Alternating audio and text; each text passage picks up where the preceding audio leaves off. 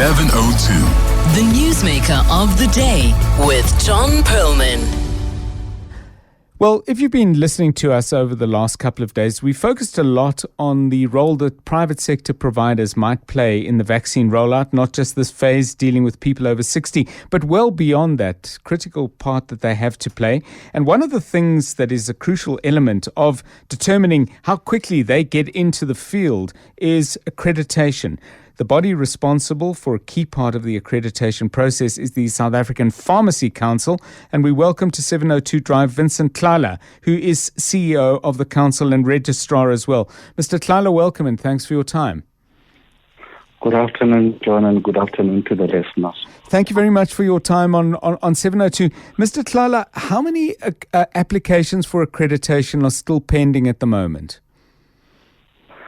John, if I could talk, we've issued currently 1,670 permits to both the private sector and public sector facilities. Right. I think of interest to you would be the private sector facilities. Mm-hmm. Yes, in terms of I will talk to pharmacies because we are custodian of the register for pharmacies. We've issued to Clicks Pharmacies 214 permits, to Dis-Chem 124, MediRite 70, Medicare 32, SPA around 14, Pick and Pay 11, and 198 to independent pharmacy. When it comes to private hospitals, we've issued 48 permits to Netcare, 44 to Mediclinic, Life Hospital 46, Clinics 10, Intercare 6. So that there's obviously you racking up the numbers and that will give people a great deal of encouragement. What's still in your in-tray, Mr. Tlala? John, we are currently awaiting for applications, which is 1,629. So maybe just if I could detail the process.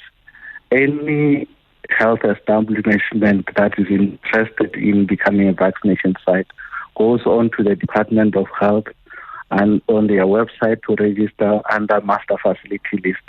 Once they've met all the requirements to become a vaccination site, they are sent through to us, where we automatically, using our system, send a token or a link for a person to apply for a permit. Right. So as such, we wait for these people to submit permits. I'm sure you'd be aware, there was media reports, I think, during the weekends where Clicks were saying they are still waiting for 500 or so applications. We are waiting for applications from them, not the other way around. Yes. So all I'm saying is there is no delay on our side.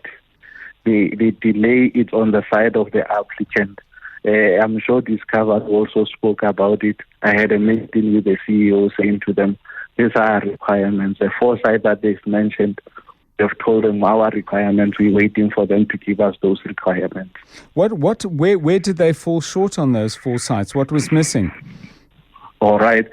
John, there are two different types of sites. There is a health establishment, which means naturally as a health establishment you will provide clinical services or pharmaceutical services. So, in the case of Discovery, they want to use their head office, which is a non-clinical site. Meaning that now they want to assist this process. So the law indicates that if you are to do so, you must be associated with a pharmacy, meaning that it's a one-to-one relationship. Right. So for one Discovery head office, they are related to Southern RX, which is one of the pharmacies. So on that basis, we approve them. The four remaining sites, we have asked them to give us the pharmacies associated with those sites so that we can approve them. As soon as we get those pharmacies, we are ready to issue the necessary permits to them. So how long has that process taken? From our side, John, if we receive any application, it ranges from 24 to 48 hours to process. A case in point, just last night we were in discussion with Mpumalanga. There are about 4 or 5 of their sites that we were requesting them to make application. Right. This afternoon, those permits have been issued. And even with one Discovery, on Friday I had a meeting with them. By Saturday, we had issued a permit. Right. The only time we will do any inspection, John, is if it's a non-clinical site all these other sites, because we ordinarily, as part and course of our duty, we do inspection at pharmacies, in hospitals, because most hospitals have pharmacies. We don't go do an inspection. Right. The only time we'll do an inspection if that site is a non-clinical site. So let me make sure I understand this well, Mr. Tlala. It sounds to me from what you're saying that pharmacies which are ordinarily in the business of issuing medicines across the various schedules, it's a fairly straightforward process. If it's what you call a health establishment, which could be a clinic or a hospital, that's pretty straightforward as well. The real challenges come when people want to set up a site that is a non-medical facility. For example, if they decided to do something, there was a suggestion from one of our listeners at the Sandton Convention Centre, then suddenly we're in a different space because it's not ordinarily a place where medicine is dispensed. Have I got that right? Correct, John, because the law says nobody else can store medicine except an health establishment. For that very reason, you now enter into a space which is controlled. If you are to do so, then we say, are you partnering with a health establishment? Yes. Then if you are partnering with this health establishment, give us the name of that health establishment so that there is control. Because remember, vaccines are medicines, and in this instance, we are dealing with cold chain maintenance. It's just not even ordinary maintenance. So we would want to make sure that all the necessary requirements are met.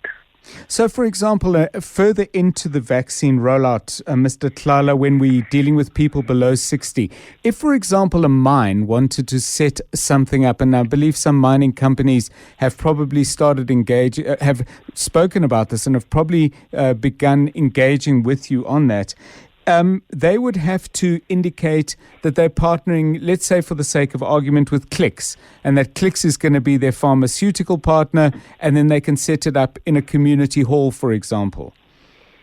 They can do so, but fortunately with mining, John, I can tell you that I think it was yesterday that we have approved, because most mines do have their own hospitals. So those, then they apply as part of health establishment. We have approved certainly a few of those mines. And also maybe the other thing that I could talk to is a workplace. For example, a Ford in Mamelodi, through their occupational health and doctors have applied to be given a permit. We have issued permit for that. I know VW in Port Elizabeth has applied for a permit. We are in the process to issue permits. So there are a number of other elements that we look into to say, if you are a non-medical site, are you having nurses in there or doctors doing occupational health? If as such, then you apply. I know we are busy in discussion with the Department of Health. There are about 180 sites that are mainly rendering services using the occupational health. So we'll soon be looking at those applications. And just finally, Mr. Tlala, if I can come back to where we started, the 1629 application still pending. Do you have a sense of when over what kind of timeline those might be cleared? John, we wait for applicants. From our side, if I look at the rate at which applications are coming through, since now we've started with phase 2, we more or less get close to 100 applications per day. Okay. So if the numbers stick, I think by mid-June we would be done with all these applications. And remember, these numbers are not only talking to phase 1 and phase 2. We are also preparing in advance for phase 3. Yeah.